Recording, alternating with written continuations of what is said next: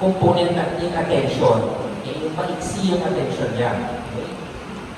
Next please. So, there's a persistent activity, pattern of inattention and or hyperactivity or impulsivity.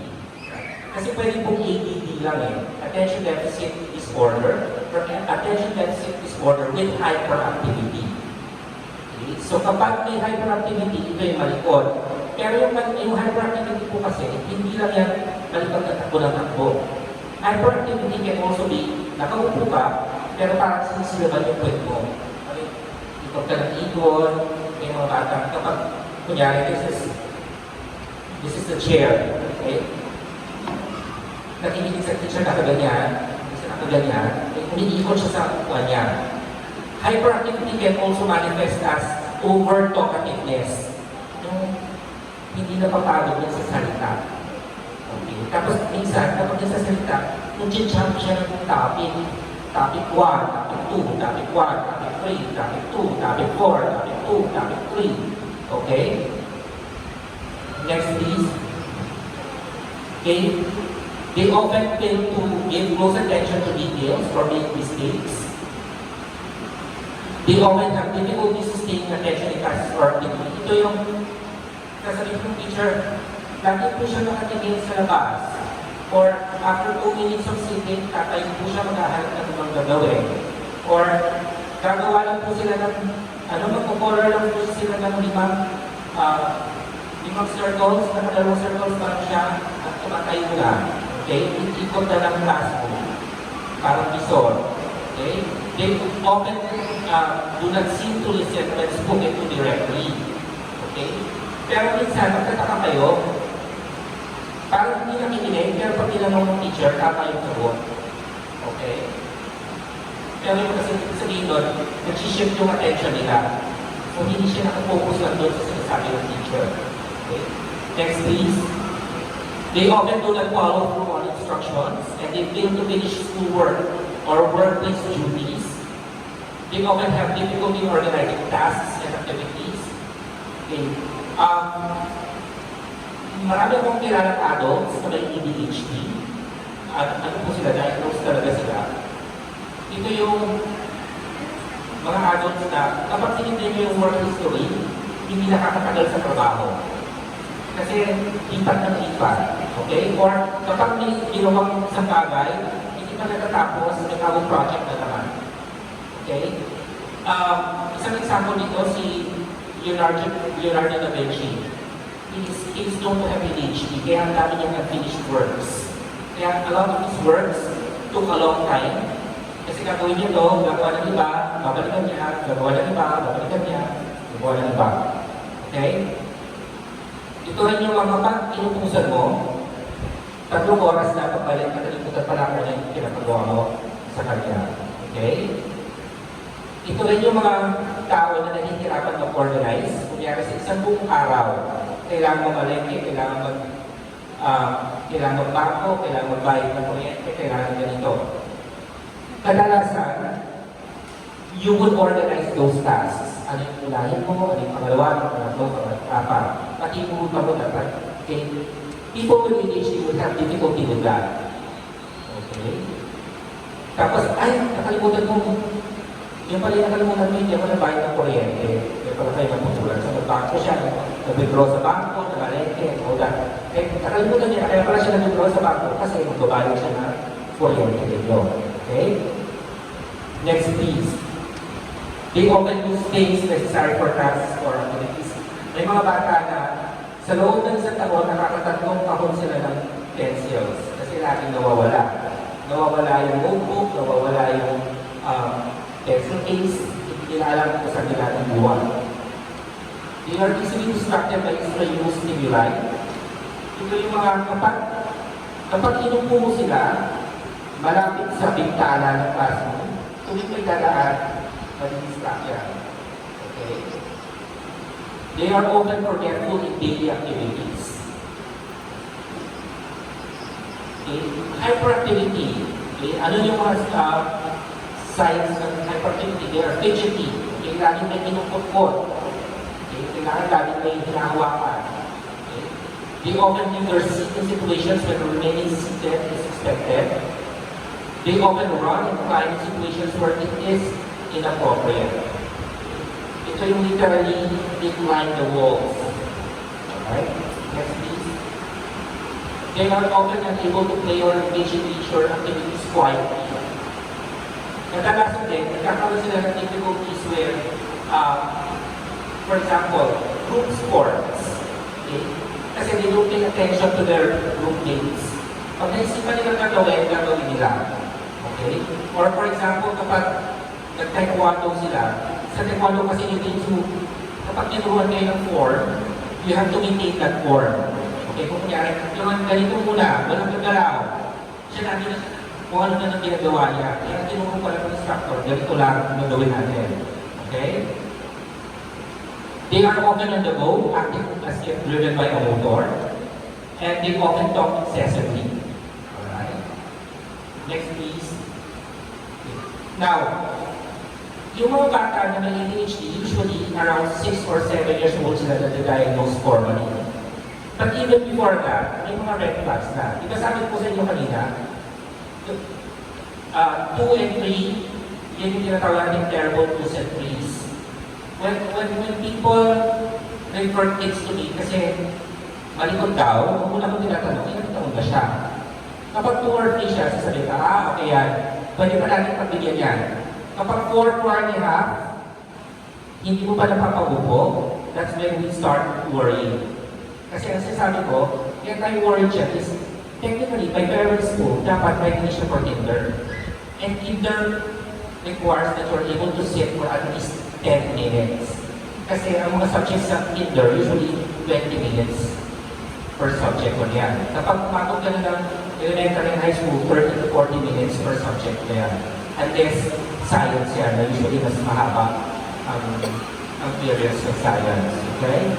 So, the other thing is that,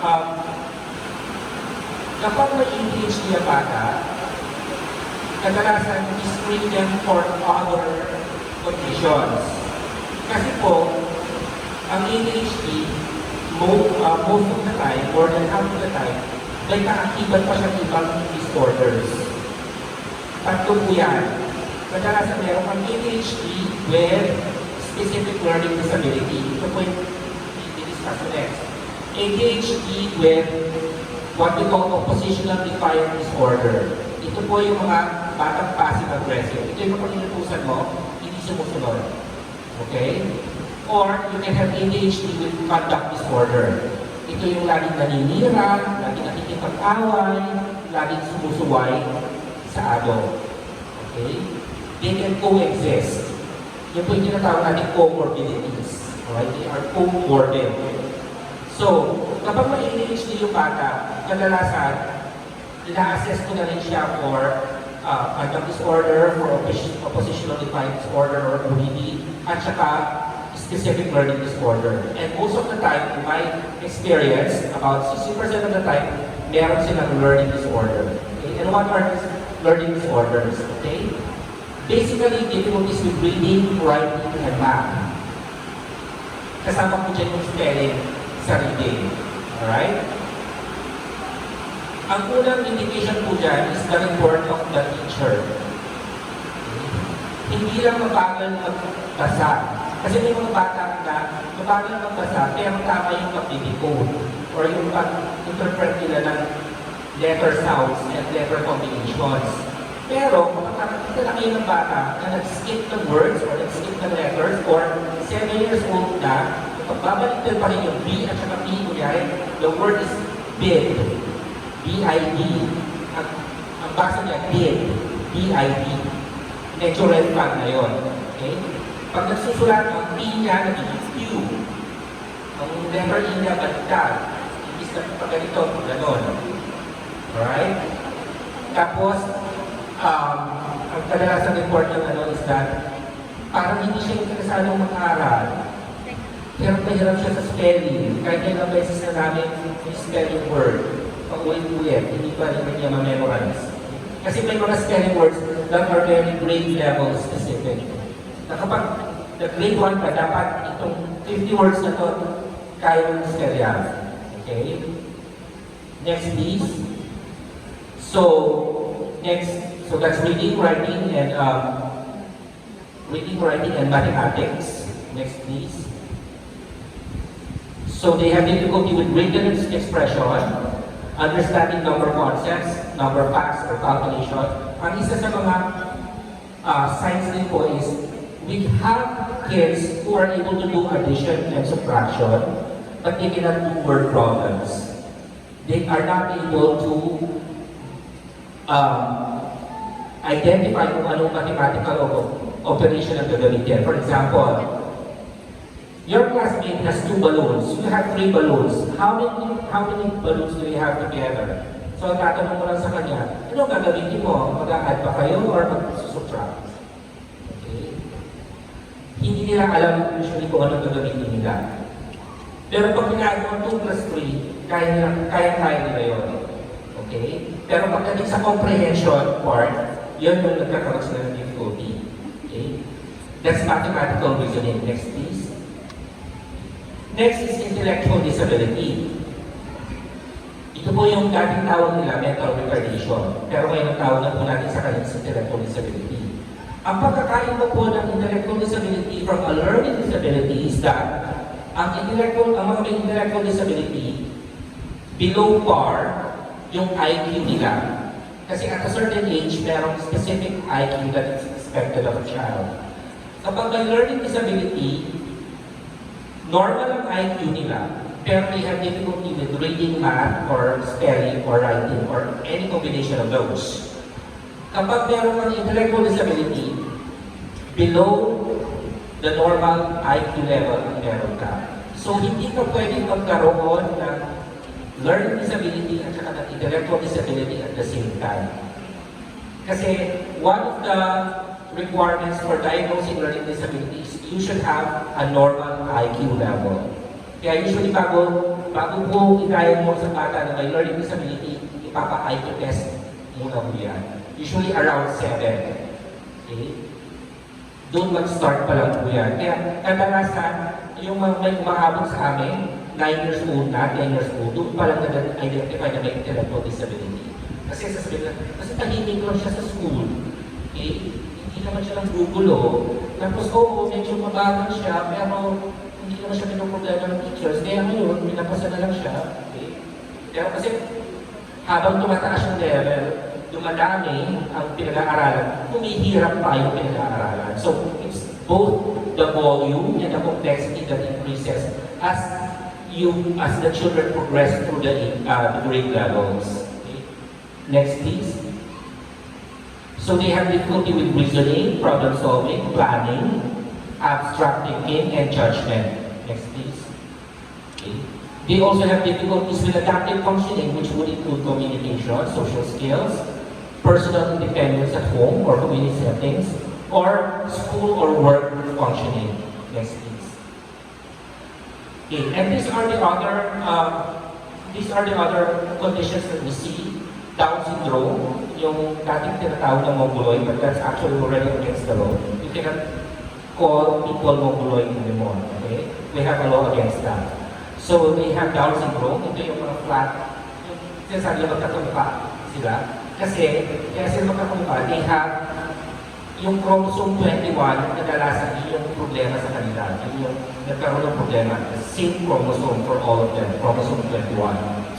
Cerebral palsy, ito yung mga bata naninigas yung muscles, okay? Nahirapan maglakad, nahirapan igalaw yung kamay. Seizure disorder, ito yung convulsion. Ngayon po, ang seizure disorder, hindi lang po ito yung nanginisay. May seizure disorder po na ang tawag natin absence or ectimal, small seizures. May mga bata na nagkakalang po mag-seizure. Murang-murang lang siya. Seizure na po yun. Okay? One of the things that we ask teachers and parents to watch out for, number 1, kapag sobrang bagal ng development ng isang bata. Okay? Tapos, meron siyang mga times na natutulala lang. Tapos okay na siya. Ganon. Tulala siya tapos laro na naman. that can be a seizure. Ang nangyayari po kasi sa seizure, kaya kailangan ma-identify siya early on is that it affects the development of the brain because every time you have a seizure, a part of what you learn is the race. Okay? So kaya mabagal siya. Kasi every time nasa-seizure siya, yung natutunan niya, yung establish sa brain niya, nabubura. So back to square one ka lang na kung ano na yung nabura na yun. Alright? And those things in the brain are actually interconnected. You affect one, you affect everything. Okay? Kapag may seizure disorder, it's very important na number one, ipa-EEG na siya, okay, so yung electroencephalogram. Tapos, start na siya on medication for anticonvulsants. Kasi yan yung unang-unang, even sa therapy, kapag nakita namin na very active yung seizure niya, una namin sasabi, dalhin niyo muna sa neurologist, na-check niyo, magpa-prescribe kayo ng gamot, we put the seizure under control, and then we start therapy. Kasi mahirap nag-therapy tapos biglang mag-convulsion. Okay? Baka magkaroon pa ng accident during that time. Global developmental disorder, as the name implies, ito yung mga bata who are behave in all areas of development. Kaya siya global. Okay? Expressive language, adaptive skills, okay? Personal adaptive skills nila, social skills, motor skills are all affected. And then there are kids who have developmental language disorder. Ito yung, ang language mo kasi dalawa eh. Okay? It's receptive and expressive language. Receptive language, ibig sabihin nun, naiintindihan mo kung ano sinasabi sa'yo. Expressive language is kaya rin sabihin kung ano yung alam mo. Okay? And kadalasan sa mga bata, nauunang nag-develop yung receptive language than the expressive language. For example, sabihin mo sa bata, oh, tingnan mo itong pictures na to. Alin sa mga pictures na to ang kinakain natin? So ituturo niya yung A. That's receptive language. Naintindihan niya yung tanong. Okay? Pero pag tinanong mo siya, ano to? Expressive language yun. May mga bata na hindi nila masasabi, eat to, or eat yan. Pero pag tinanong mo, nasan yung eat? Tuturo nila. Kunin mo yung eat. Kukunin lang. Kunin mo dyan kung ano yung nakikita mo pag may happy birthday. Kaya pag tinanong mo, ano yan? Hindi na masabi yung eat. They may have difficulty with expressive language. They are not able to express what they know. Now, ang isang observation ko is that a lot of the kids who have been affected by the lockdown, ang dami pong nagiging referral sa amin. Kasi number one, lumaki sila na walang kalaro, lumaki sila na ng tablet lang, so delay yung language. At kapag delay ng language, usually may behavior difficulties. Ang bata, pag hindi masabi yung gusto, usually nagtatanong siya, nagwawala. Okay? Kaya itong the past 2 years, sobrang lumaki yung number of referrals sa amin for children who have behavioral and language problems. Okay. Tapos ang common denominator, mag-isang bata siya sa bahay, babad sa gadgets, whether it's cellphone or tablet or TV. Okay. Kahit na after the lockdown, hindi pa rin masyado lumalabas. Tapos first time nila makahalubilo sa ibang bata. Yan yung common denominator nila. Tapos a lot of them, after a couple of therapy sessions, after a couple of group sessions, with other kids who are talking na, okay na. They're good. Okay? After 1 year, they are able to refer them to schools for preschool. Okay? So, yun.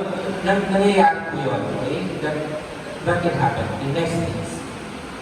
So, one of the things that we need to remember, ang dami na pong na-relate na mga signs and symptoms from me.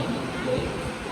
When you see kids, when you see children na merong 1 or 2 of those behaviors, huwag po kayo agad judgmental. Okay? Do not label them because labels can stigmatize a child.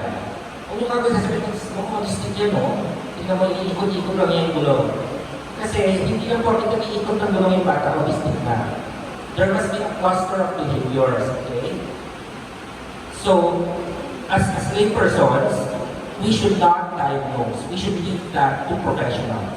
Okay? Kasi even the developmental pediatricians, kadalasan they withhold a diagnosis. Hindi porket pumunta ka ngayon sa doktor, i-diagnose na agad. Pero sabi niya, mag-therapy ka muna. Tingnan natin after 6 to 12 months kung pasok ka pa rin ba sa autism spectrum disorder.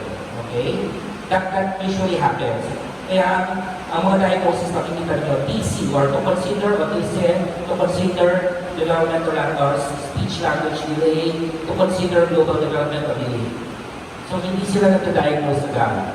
Okay? So, kasi maraming factors, lalo na ngayon na dahil tayo sa pandemic, a lot of the kids have really suffered because of that. Lalo na yung mga pinanganak ng lockdown. Okay? Next please. Okay? If you ever have to interact with any of your children, describe their behaviors rather than labeling them. Okay?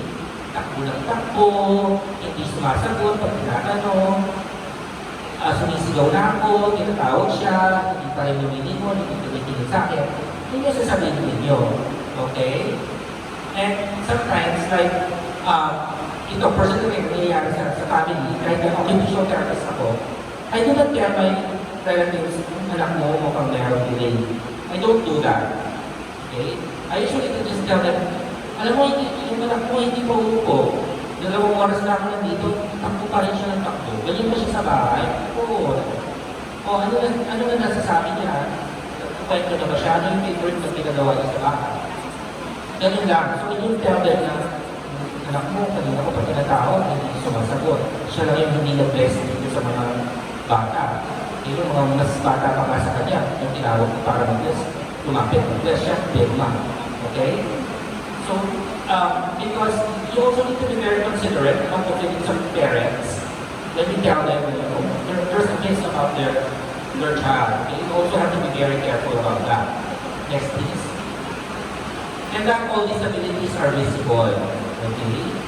There are some disabilities that you will only discover once you start interacting with a person. Okay? So let us not be quick to judge. Next, please. And in order to help, we must know, next please, what you are dealing with. Kaya sinasabi namin, early intervention is very important. Kapag nakikita nyo na, kahit hindi kayo sure, mag-consult na. Kasi sinasabi ko, wala namang mawawala consult. Even if you do therapy and it turns out your child does not have any problem, you can just look at it as you spending time and money for extra tutorial. Okay? That's better. When it comes to health, it's always better safe than sorry. It's always good. It's always better to err on the side of caution. Okay? And I speak from experience with that. Kasi may pamangkin ako, may mga anak ako ng mga kaibigan that I have recommended early intervention for them. And sa awa ng Diyos, some of them have turned out really fine. Okay? In the end. At ayoko nang i-second guess ang sarili ko na, what if hindi ko na-recommend yan? Okay? Dinig pa rin kaya siya hanggang ngayon. I'm just glad I did. I recommended them for therapeutic intervention. At least now, I wouldn't second guess myself anymore. Okay, next please. We need to know the child's sensitivities and level of anxiety. Okay? Because if a child is very anxious, mas mahirap mag-learn. Okay? If a child is always in a fight or flight mood, naghihirapan siya matuto. Okay? So kailangan, we are in kaya sa therapy, the first thing that we always do is to establish rapport. Hindi kagad turo. Okay? Most of the time, kung iiyak sila, we let them cry, we let them explore the entire therapy room. You play what you want to play with. Ako yung susunod sa'yo. I will play what you want to play with. Gusto mo mag-linya tayong dalawa. Gusto mo mag-stack, we'll stack hours together. Okay? Until you build a relationship with the child. Okay? Next please. And until a child is able to speak verbally, we need to look for alternative ways of communicating. Kaya nga sa therapy, one of the things that we teach them is how to point. So kung hindi ko pa makapagsalita, at the very least, tuturo ka. Okay? Turo mo kung ano yung gusto mo. Hindi lagi mong dinadaan sa iyak. Hindi lagi dinadaan sa sigaw. Just because hindi ka naiintindihan ng adults around you. Okay? Kasi kadalasan, ang tulong-tulo ng tantrums or mental ng mga bata na yan, kasi may gusto sila na hindi mo talaga magbigay. Kasi hindi kayo nakaintindihan, hindi mo alam ang gusto nila. So yun yung unang-unang mo dapat i-address. Okay? Dapat, bigyan mo sila ng paraan kung paano nila masabi kung ano yung gusto nila. At ikaw din, kailangan na-develop mo yung ability to understand what they want, what they need. Okay? Next please. And you need to know what resources are available. Okay? Like, kapag nasa school, you have the guidance and counseling department. Okay? They can help you with that. Pero isa sa mga unang frontline resources are the teachers. Kaya ako usually, yung sa family namin, sinasabi ko, kapag nag-report na yung teacher, you take that very seriously. Lalo na kapag ang teacher, matagal na nagtuturo. Kasi, sa dinamit namin ng batang nakita na nila, dumaan sa kanila, alam na nila if there's something amiss with your child. Okay? You always listen to what the teacher has to say about your child's behavior. And trust me, all they want is to help your child.